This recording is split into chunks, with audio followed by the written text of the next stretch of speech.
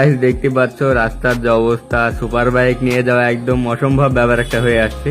তো আমরা ফাইনালি একদম পৌঁছে গেছি কিত্তনিয়াপাড়া, যে আমাদের গ্যারেজ মেট আপ ছিল।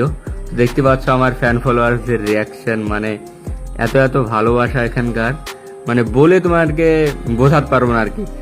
তো চলো আমরা এখানে বাইকটাকে রেখে রেডি হচ্ছে আর কি ফিতিমিতি কাটার জন্য। তো চলো কিসমত ভাইয়ের কাছে তোমরা কিছু শুনে নাও। তো গাইস দেখতে পাচ্ছ ফাইনালি আমরা পৌঁছে গেছি আমাদের যেখানে আমরা এসেছিলাম। ভালো আছে? হ্যাঁ ভাই।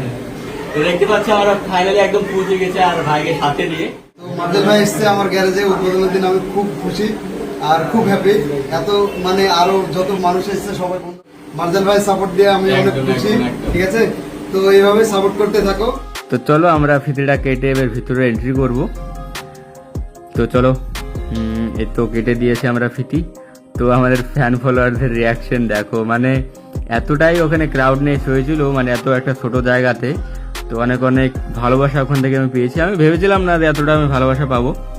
তো কিছু ফটোশ্যুট, মানে অনেক অনেক ভালোবাসা আমি পেয়েছি ওখান থেকে। তো চলো এখানকার বাইরের ভিউটা একবার দেখে নাও। এখানে মানে যেখানেই যাচ্ছি না কেন সেখানে একটু ভিড়ভাট্টা হয়ে যাচ্ছে আর কি। তো সেই হিসাবে আমি বেশিক্ষণ থাকলাম না, ওখানে অনেকটাই চাপ হয়ে গিয়েছিল ফ্যান ফলোয়ারদের আমার, মানে অনেকটাই চাপ হয়ে গিয়েছিল, যেহেতু যে জায়গায় যায় একটু চাপ টাপ হয়, যেহেতু পাবলিক রোড, এর জন্য একটু সমস্যা হয়েছিল। তো এক্ষুনি আমি বেরিয়ে পড়বো, আমার সে আবার রিটার্ন চলে যাবো আমরা বাড়ি। তো চলো দেখে নাও তোমরা কিছু ক্লিপ।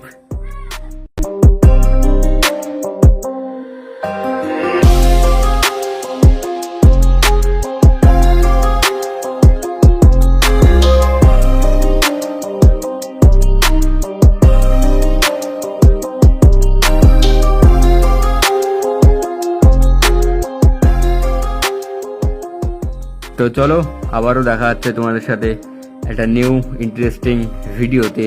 তো চলো ততক্ষণের জন্য বাই বাই, টাটা।